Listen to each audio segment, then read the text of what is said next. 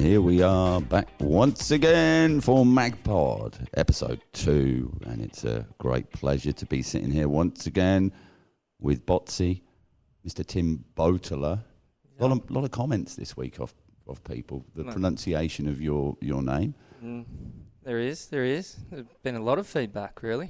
About your name? Well, my name and maybe some of my verbal throughout the podcast. But yeah, no, it's Boteler. That's how you pronounce it. I was going to play your intro in from last week because you went, I'm excited to be here. You didn't sound very excited, Bots. Yeah, well, I was excited. I was also very nervous. So and a little bit hungover? No, I had to coach the girls before that, so I was in tip-top shape. Early to bed the night before? Yep, 12 hours sleeping. And the same today, obviously, as well? Can't say the same. Oh, dear. Yeah, not today. But no, you're right. Some good feedback from last week, 2 weeks ago, from the first episode. Some great chat with Tanya about what's going on at the club. We had a really good run to start with the YouTube views, and then it sort of petered off at about 240, 245. So we've got to smash that with this episode, absolutely no doubt. What have we got in store for us today? Well, who's our special guest? Yeah, we've obviously got a very special guest today. Player who played his first game for the club in our ones in 2008. Has been our captain the last couple of years for our one side, Mr. Declan Spencer. Welcome to the pod, Dec. Thanks, guys. Thanks for having me. I think this is excited to be here. Isn't this where we're supposed to put some round of applause or something like that? Oh, yeah, something like that. Well, that's good, though. Turn that one down. Yeah. You'd be used to that, Dec, in that round of applause. The first time I've probably ever heard that. Never on field. Now, we like to get things started with finding out your hockey history. Now, for a lot of people, when we have those conversations, they've grown up in another part of the world or in another state. And like with Tanya, the last episode was started out in New South Wales. You're an altogether different story. I am. WA through and through. And more importantly, Freo Hockey Club through and through. So always. When did things start here at Freo for you? I guess the family's always been here. So mum, dad always played at Freo down at Stevens. So then just as a youngster, I was playing around with my 2 older brothers, going and watching them play. So it was probably 3 or 4 by the time I was walking around with a hockey stick. Oh, I didn't. So mum played as well? Yeah. Mum used to play. For Freo ladies? Freo ladies, yeah. Right, fantastic. I didn't know. Was that where the love story happened between? No. It was well before that. Now, didn't your dad come to the game a bit later though? He started in Masters, is that right? No, he used to play, from my memory, from Masnod. Right. When he was at school. Right, yeah. Had a bit of a break and then came back to the game. Was that influenced by the kids playing when he came back over? Yeah, I think it was. It was more just, if we're all going to be down there, then you may as well get back into it. Yeah. So you can name check your brothers? Yeah, so obviously Reece Spencer and Liam Spencer. So Liam's over in the UK, also playing hockey over there. Good. And Reece has just recently come back to hockey after a few years hiatus. Yeah, he's loving it. I've seen him out there with the midweek Masters. Now, Liam famously won a premiership with me and our boys a few years ago. And there was an incident about him smashing the window on the big double doors at Stevens Reserve. Rather embarrassing moment for the family, I would expect. He's asked me not to comment. Okay. So that's good. All right, so you started out with juniors. You started to get a bit of success in state representation. At what age and when did you get involved? Or when did you sort of get noticed as somebody who's got a bit of talent? I guess it's one of those things where you probably don't spend too much time looking back on it, but it's always good when you do. Probably growing up with a few of the younger teams, it was myself, a few younger players like Nat Kenworthy, Matt Bird, Connor Armitage. We were all playing in under 12s, under 13s back then. So that was where I got my first state representatives in under 15s. I think it was around about 2008, or earlier than that. I think it was maybe 2007. Headed away to Canberra, I think, and that was a big eye-opener to realise how good other states are at hockey, because I think we got absolutely belted in every single game. And then you kind of progress through the ranks there, and you get to meet some people that you look back on now and realise you are pretty privileged to get coaches that have got Olympic time and things like that when you're only 15 years old. So name check a few of those coaches, and perhaps some of the Freo coaches as well from those early days. Who was your under-12s, under-13 Freo coach? So the Nichols brothers were a big influence back then on me, being a coach back then. And then on more of the international stage was Bevan George was a huge one. And I guess his presence still now, like so many people know who he is, know how prevalent he was in the game. Interesting, because Nathan Sinner was here on Friday night and he did a bit of umpiring down here, and he's hopefully play a few games for us this season. And we were talking about New South Wales state reps who'd played for Freo over the years, and then we were talking about Livers, and then I got on to talking about Bevan George because we were talking about regional hockey, and he had no idea who Bevan George is, and I'm like, mate, got to be the finest fullback of a generation. Oh yeah. What a player, and he's the Narrogin Hockey Centre's named after. Anyway, look, forget about that. He plays for another club, not for Freo. So Bevan George, who else within that coaching cohort? I guess that's kind of when it you get the people that have got a lot of experience in ones as well. So there was a few goalkeepers. One from Melville, George. It probably doesn't sound great because I can't remember his last name. Good old George, yeah. But yeah, I think the main one for me was once David Bell started getting involved in the coaching. So that was probably around under 18s. Just his presence around, he's like a very pretty calming presence. Obviously very knowledgeable, but he's really good at just probably not being so aggressive. He's a very different coaching type and taking you aside, explaining things, working you through techniques, and then kind of letting you figure it out yourself. That was a big one. Whereas other coaches I've had might have been a bit more straight down the line. This is what you need to do, and this is how you need to do it. He was sort of, this is what I think you should do, and you can kind of figure it out yourself. Freo coaches, when you start, when did you make your Freo ones debut? When you were pretty young, weren't you? Yeah, I sat on the bench for I think it was the last maybe 4 games of the 2008 season with under Pete Freo, and I loved every single one of those games. And I think I remember having a conversation with my mum, and I think she thought I was going to be upset that I was sitting on the bench, but I absolutely loved it. And it's never changed since. You love it on the bench, don't you? Yeah. It works. Why change it? Except with injuries now. Yeah. Now, Botsy, you played in that first game in the 2009 season? 2008. In 2009 I did, when he actually got onto the field. And I remember he used to be a very nervous starter, having a cheeky throw up in the tunnel before we walked out, maybe once or twice. But you've come through. You're still sort of a little bit of a nervous starter when you come to game times, or you're starting to relax a little bit as we're getting a little bit older? I'd love to say it got better, but it's never changed. So I guess it's a good thing because it still means something to me. But I'm terrible, especially first game of the season. I'll nerves for the couple of days before it. Yeah. Take us through your game day routine. What's you're a Big Mac for breakfast, or you're like Usain Bolt? You like your chicken nuggets? No, healthy I stuff? say they're very opposite. I just like not much food at all. Just a coffee. Walk the dog, listen to some music on the way, get to the game. Yeah, don't really like too much food beforehand. Yeah. Now, we've got a couple of very important questions. We've got some interesting news. We've just got off the phone with the head coach, haven't we? But shall we ask that question now? I think we should ask that question now. So we just spoke to Tim Deaven, the men's ones head coach, and said, any ideas who your captain's going to be for this season?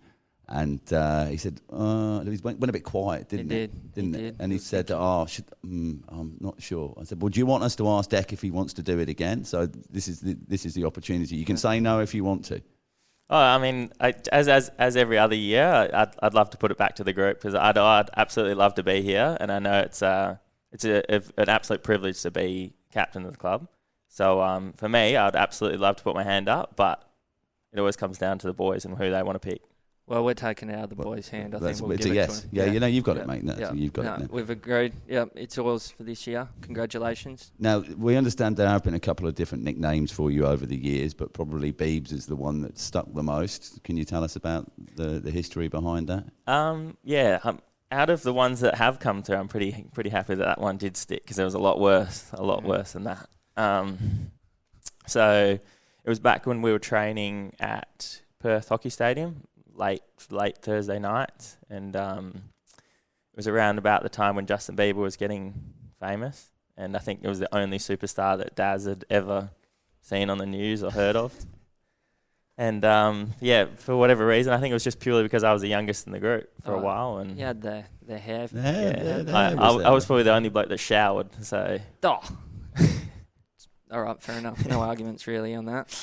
No, but you had the blonde on the top. You had the little flick going as well, the little Justin Bieber flick. You had it all. There's some haircuts I was happy to forget about there. Yeah, there was. Yes, that's true. Now, we had a pretty good season last year, but still not quite getting where we want to get to. And I'm feeling pretty bullish about the prospects of the Ones boys this year. Can you let the listeners know a little bit about where we're at with players in, what what our hopes and expectations are for the 2024 season? Yeah, definitely. I think so. Probably coming off the back of like you said, a few seasons where we felt like we definitely have the list to be deep into September. We just felt that I think it was the end of last season. We had a pretty tough discussion in our last game to say, well, why are we here again? We know this feeling. We know that we go into the same season and the same thing happens again. We don't want that again.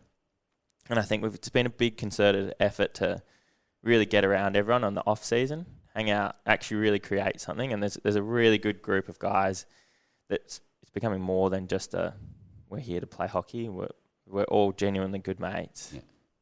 You want success for the other people on the team, and it's not doing any favours for all the people that have come before us to see this group not achieve something, because it's more than good enough to do what we all deserve.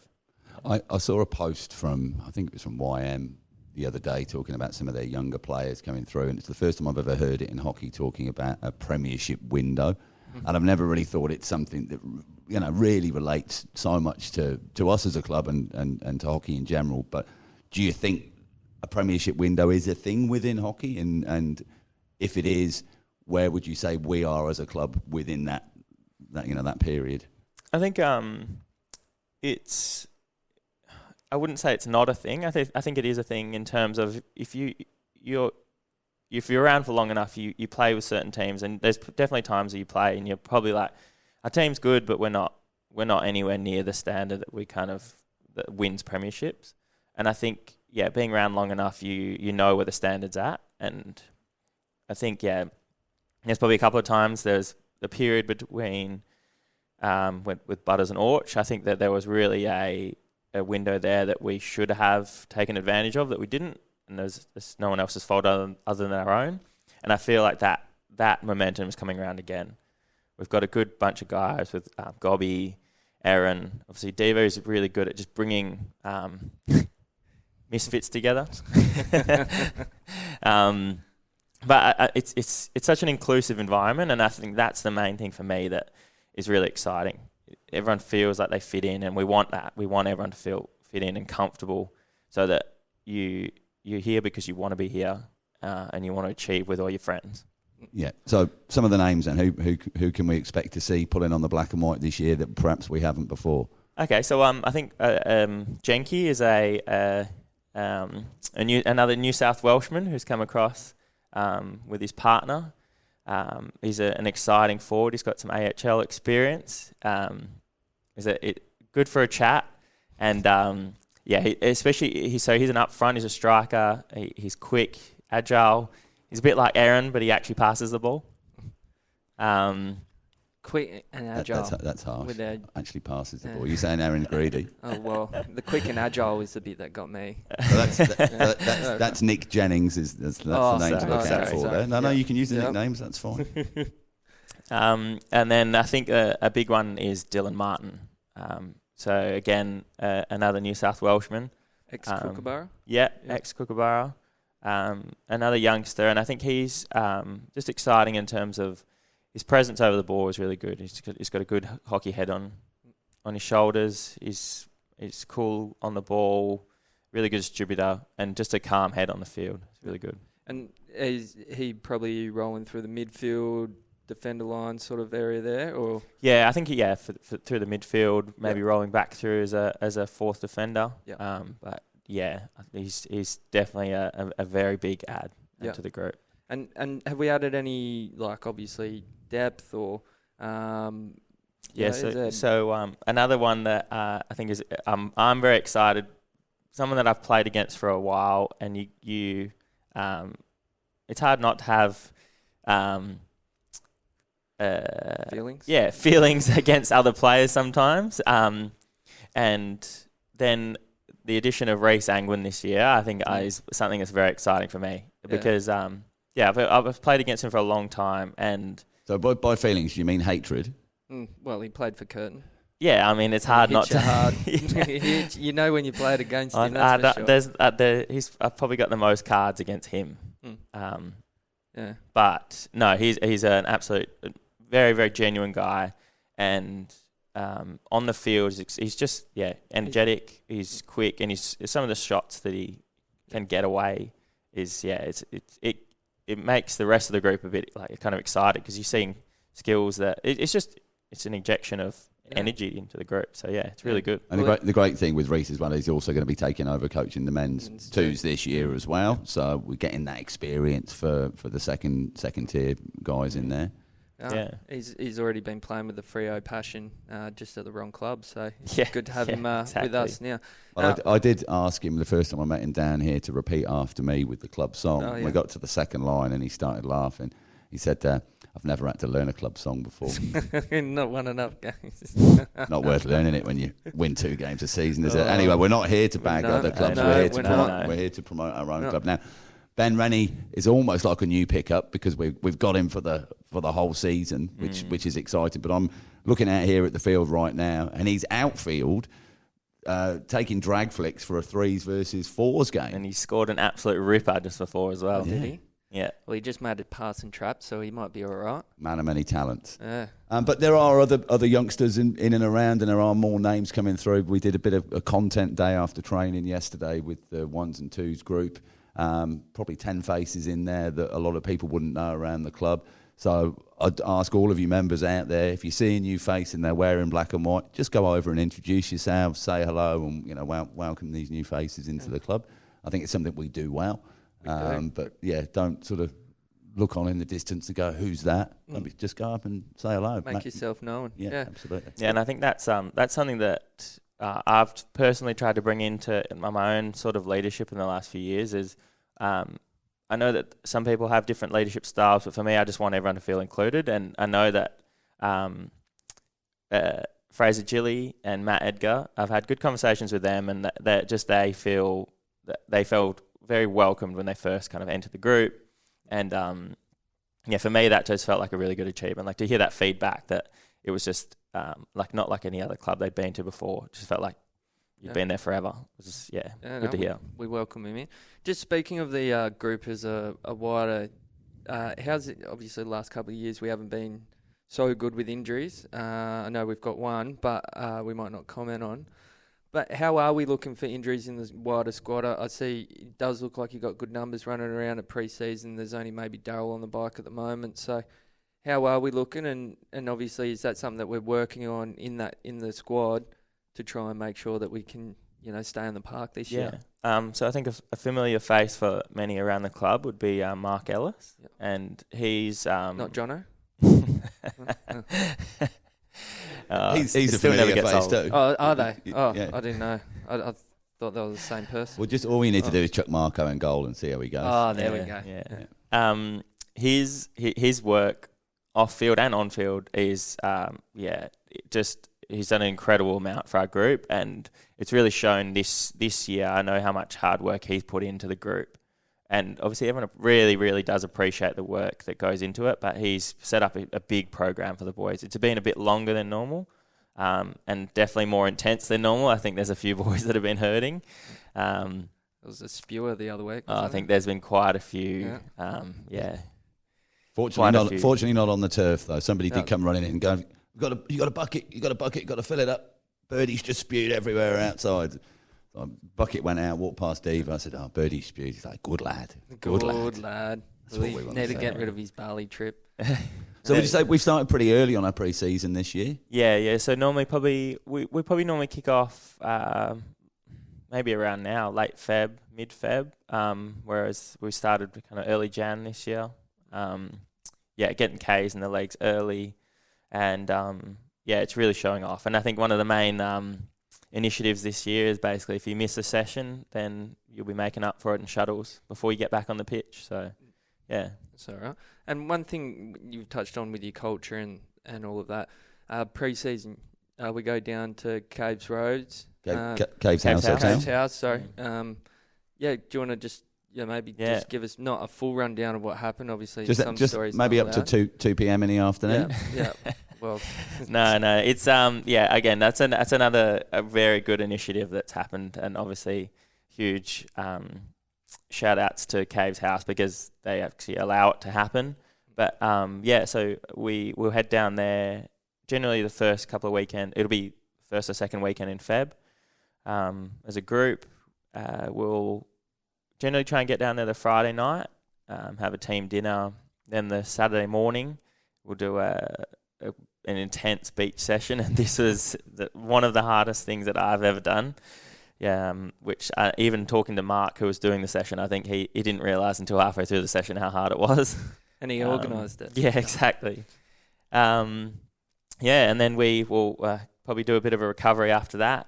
Head around a few establishments and for cool drinks, and then bond for the rest of the weekend. So it's definitely it's been good just to. 'Cause it's very different hanging out with friends outside of a hockey environment, and it does really build those relationships. Yeah. So it always used to be for me. You do your 6 months of hockey, you then disappear for 6 months, exactly, and you'd see each other 6 months later, and it will be like that last 6 months hadn't passed, and you just straight back in again. But I think the demands today are hockey's more like a 9-month season, which is where you Botsy have problems because cricket is probably a 7-month season now. And there aren't 16 months in the year, and so it's it's a bit different with that. With the relationships and that carrying that sort of stuff on. So just going back to you talking about playing state, what sort of what are your highlights, your achievements when you've been involved in that higher level stuff, and then we'll come back and you can tell us about Freo achievements and big moments. So I think early days was probably my first cracking into the AHL squad. It would have been 2013, I think, 2014. And that was I was incredibly excited about that, playing alongside the likes of, I think Eggy was still around at that time. Obviously Bevan George. Nathan Eglinton. Bevan George was around. John O'Charlesworth was there. He was actually one of the main guys that I just remember. He kind of took me under his wing early on and said, just enjoy it. You don't know how long you'll be here, so have fun. In hindsight, he was probably right. But then, I guess progressing on from that, I've travelled twice internationally for hockey. So first, initially moving to Ireland to play at YM, where we met quite a few of the Freo faithful now. We've got a good relationship with a couple of Irish clubs, and I think absolutely. Did Armo play Paul Armitage? Did he play for YM? I think he might have. Yeah. So Phil Marshall was my connection to the club. I think Paul Armitage may have. And then obviously Andrew Walker, an ex player, and Phil Powderly too. So. Yeah, so it's quite a very good connection with YM. My mate Johnny Dybel, he's an ex-YM. And Johnny Dybel as well, YM boy too, yeah. So that was really good. I was 18 at that age, and to get exposure to there was internationals playing in that squad. There was a Polish international, so I learnt quite a lot off him. All the rude words in Polish. Exactly. Yeah. And then secondly to that, I travelled to London more recently to play for Wimbledon Hockey Club. And again, that was just a bit of an eye opener in terms of professionalism around hockey.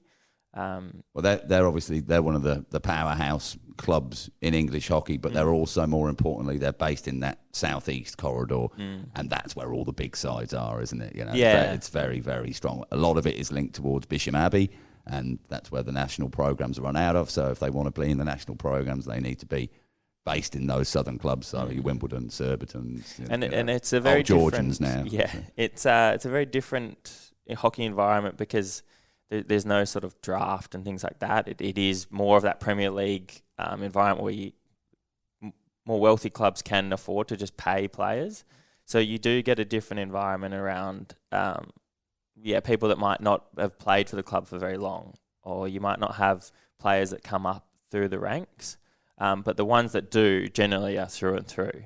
And there was, 2 or 3 boys, Jack Waller being one of them, who's in the English squad now, who's an incredibly good player. And one of the things I do really miss from that is the team dinners. After game teas. After game teas, so especially some of the pre-season games, you play different tiers. There was one of the clubs right near us that we played a pre-season match with called Indian Jim Khan. It's always the curries, mate. Always the same with Barford Tigers in Birmingham. Food. Exactly the same. The samosas come out, the curries come out. It is fantastic, isn't it? So... And I know we are bringing that into our club with our Thursday night dinners, and it's just something. Well, first of all, you get dinner afterwards, so what's better than that? But secondly, it's just an experience. Like, that's one of the main things. I remember how good the food was. So yeah. So on to positive Freo memories. What are some of the things that you've enjoyed the most in your time with the club? I think for me, a big part of it has been the era of Butters and Orch. That taught me a lot, and a lot around, I guess, mateship and how to just be better at hockey, and probably a bit more around it's not all on you. It's a team. It doesn't matter if you're having a bad game. It's more about how you can help the rest of the team. And you're not going to have 11 guys that are the best players. So you've got to find the right fit, and it's making sure you're doing something to help your teammates as opposed to helping yourself. So that for me has been such a good takeaway from the Butters and Orch era. Prior to that, some of the things I look back on is the coaches that I had. So Simon Munt, and a very good Freo hockey player. He was my under-15s coach with Jono and Mark. And he, even now, I think it was Butters' last game, we were at Hale, and Simon was there, having a good chat to him. And it's just some of the bonds you make are incredible. It's interesting. You remember him as being your under-15s coach. How important do you think it is for our top grade players to be involved with the junior sides, whether it be for coaching or you buddy up with them or whatever it might be? Yeah, I think it's obviously hard to from once you're at the top level. Looking back, it can be a bit. You might forget how much of an impact those people had on you. It is. It is an incredibly important thing to have, the one's grade integrated with the rest of the club. And obviously having our incredible facilities have made that transition a lot easier. I think it's important. I think it's massively important to have that link between top grades and junior players. But I also think it's very easy for people to say, well, you need to be doing this, without necessarily understanding the workload and the time and the commitment that you have to put in, both with training 2 times a week, then your own personal fitness things that you need to do to maintain the standard. So it's, you can just say, oh, well, they're never down, they're never supporting, but you need to look at the other side of things. Yeah, well. And I think especially in the pre-season, that's really where a lot of the work is. We're doing 2.5 hour training sessions on a Tuesday and Thursday, and then a Saturday morning you're training for another 2 hours. It's taken up a fair bit of time. So you're on the turf for 2 hours. I'm only charging for one. No, we're out the back with Marco's running program. No, sure.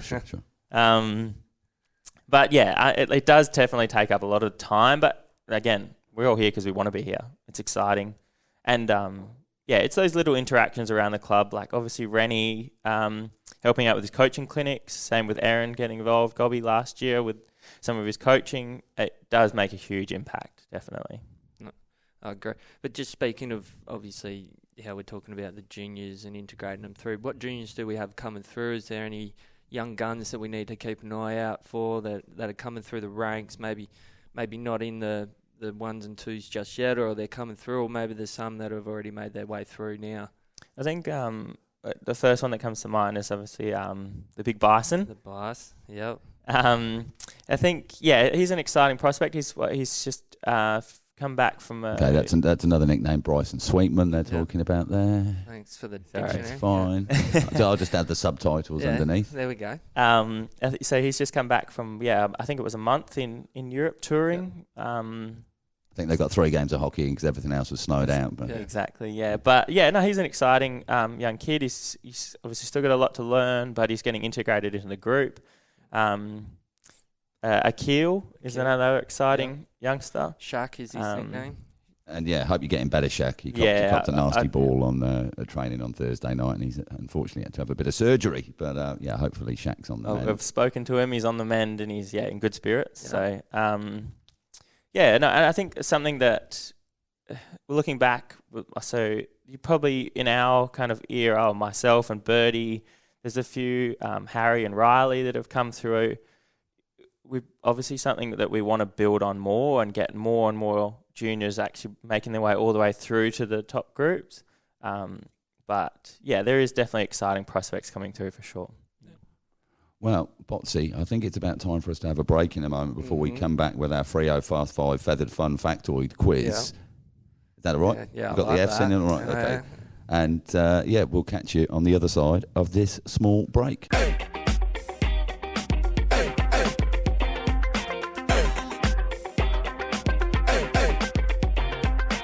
And welcome back to episode 2 of MagPod. It is time for the Freo Fast 5 Feathered Fun Factoid quiz. In the hot seat is Declan Spencer. Do you want to put any other of his nicknames in there? Oh, do I? No, I won't drop him in it. Sorry. I won't drop him. Sorry, in the hot seat is the newly announced and accepted captain of the Fremantle Cockburn Magpies men's ones team for the 2024 season.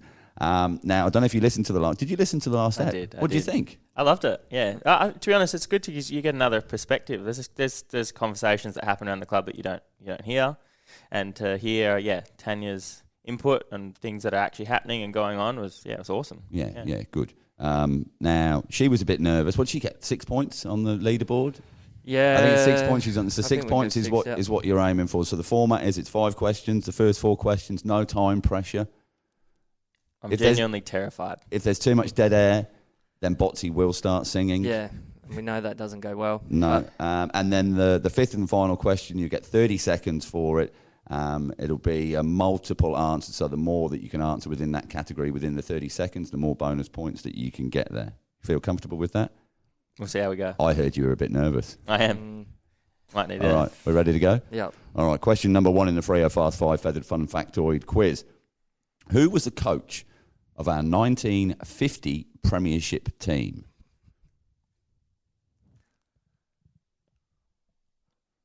Should know this. Dead air. No, don't worry. The Magpod's still live. No, looking at your phone. You've got some notes on your phone there. No, you try to cover yourself. Unrelated notes. Yeah. Just make sure he doesn't press any buttons on there. Yeah, no calling a friend here. This is disappointing.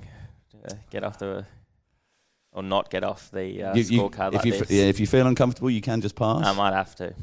All right, to pass. We jotted that one down, Bots. Yeah. Right. Question number 2 might be a little bit easier. This one. Name our club president from 2010 to 2014. I'm going to go out on a stab here and say it's Martin Spencer. Yes, there we go. 1 point. That's at least you're not going to get pants. You haven't got to run around our new pool table with your pants around your ankles. Glad you got that one right. Very good. Question number 3. In what year were the Fremantle Ladies Club formed? So not when did Fremantle play women's hockey we go back to 1897 or whatever, but the Fremantle Ladies Hockey Club Inc., known as the Bluebirds. Known as the Bluebirds. what year did they play their first games? Just to clarify, so this is the clubs actually playing together, the Bluebirds and no. So when the Fremantle Ladies Hockey Club Inc. were first formed, I'm gonna go with 1941.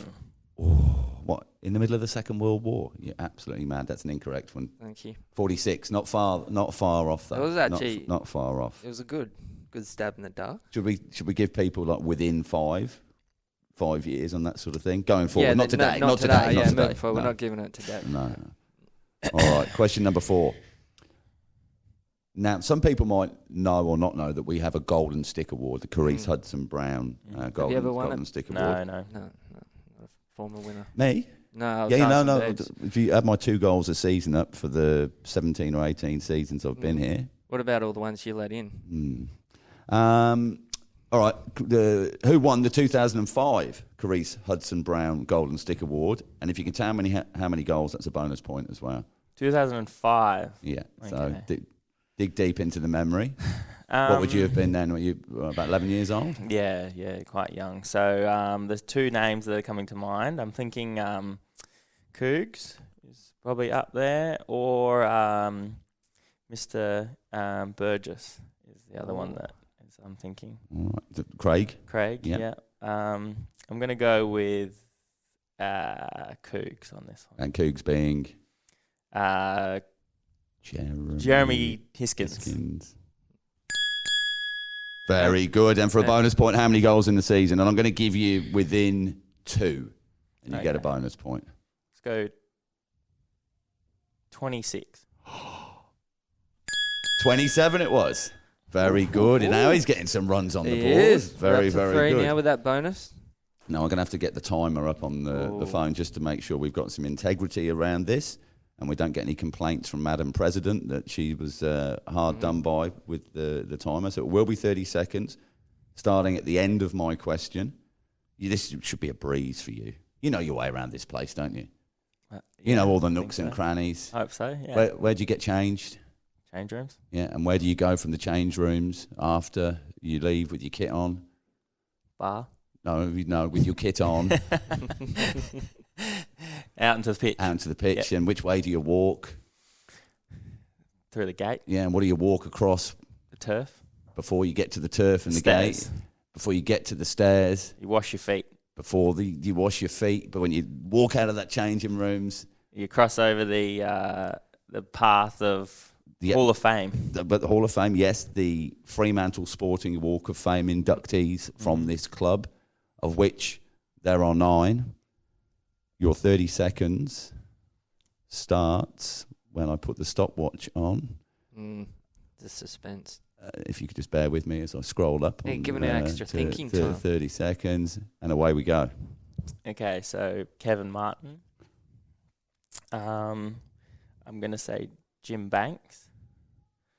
I'm going to say Jack Rickey.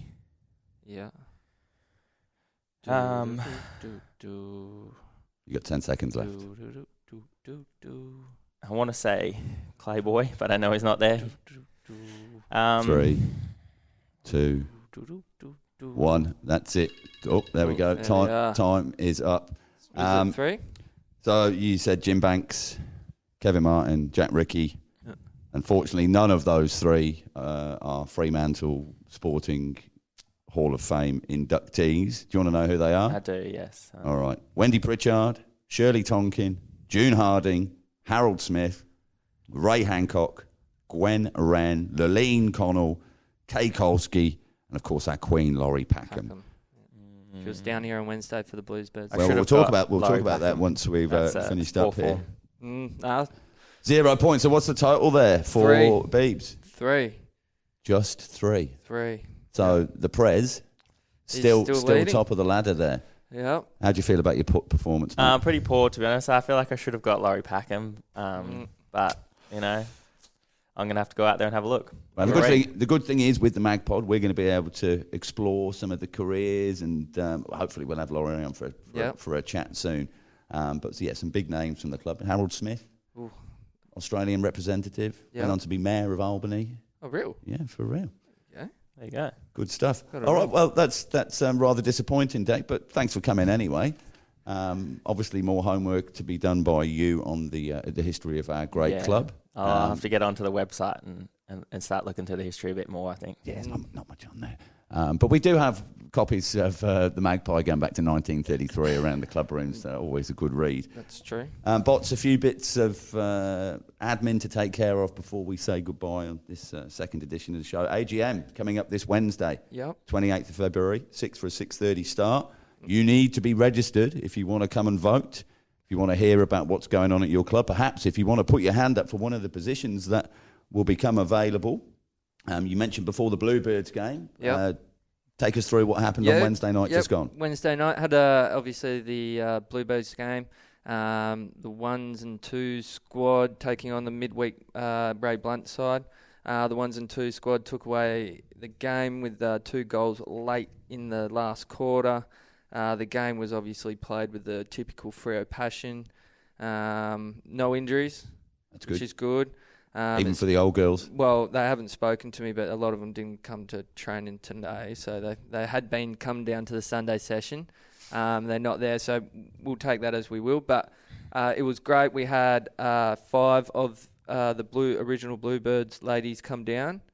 That was amazing, and obviously it was always good to be able to hang around and have a chat all together and integrate the club. So that was a really nice day. Really good numbers. Really good numbers came down for it. Yeah, watching. So yeah, it's obviously looking good on that side of things as well. Yeah, so we've got lots of pre-season happening. As we look out there, as I said before, we've got a 3s and 4s game that's happening right now. Junior training is underway for the pre-season stuff. I think there's 1 or maybe 2 weeks left of that on a Tuesday, 4:30 to 6 that Darryl Bruce is taking. And then into teams after that. So the proper pre-season stuff will get underway for the juniors. So the most important message now to come out is get registered. If you're not registered, you're not insured. If you're not registered, the club doesn't know what amount of teams that we need to put in. Are you registered, Beebs? I am. Are you registered, Bots? No, but I'm Are you registered, Maddie Allen? Yes, I am, and I have been for over a month. Well, and there's no excuse to say, oh, well, nobody told us about it. It's open. Go to freohockey.com/register and get that sorted out ASAP. All Abilities is up and running as well. That's on Thursdays from 4:30 till 6. Mm-hmm. No, it's not. It's from 4:45 till 6. So Mon and Jade and the team there are doing a great job. Yep. Just give that one a bit of a shout out. And we're looking for some people interested in joining an Indigenous Round committee. So this year, we've had great success the past couple of years with our junior Indigenous Round. This year, Hockey WA have had they've finally done something half decent in this space because they've amalgamated the senior round and the junior round all together because prior we had school holidays happening when it was happening. And just but look, that's all together this year. So if you're interested in helping out with that, please do get in touch with Christine, Junior VP at freohockey.com. Anything else? Just obviously anyone got a hand to lend around the club or anything, I'm sure you would love it. Come down, makes yourself known. And also I think one thing we have forgotten, our guest has some exciting news. Obviously it's been out for a little while, but expecting, well not you, but your beautiful partner. My beautiful wife. Oh, congratulations. We're expecting a little girl in end of July. So. In the hockey season. News. Right, see, but they've done it again. No. They've just some people just don't plan properly, do they? No babies, no weddings in the hockey season. But no, congratulations. Thank you very much. No, exciting times ahead and another player for me to coach in the future, so that's good. Correct. You reckon you'll still be coaching then? No chance. I don't think they'll keep me hanging around for that. I don't think so either. Well, look, fantastic. Thank you for joining us, ladies and gentlemen, for Magpie episode 2. Don't forget you can get it on YouTube. I think we're just going to keep it on YouTube because Magpie is for magpies. We don't need to be putting it out to the wider world necessarily. Probably best not to put it on podcast feeds. Yes. But yeah, do tell your mates around the club. if you see it come out, share the links and Yeah, get it around your group chats, get it up. Let's beat, what was it, 244? 44. Let's beat that. Yeah, let's get 300. I think 44 of those were probably you, though. It was, yeah. Yeah, it was. We'll catch you next time on MagPod. Cheers.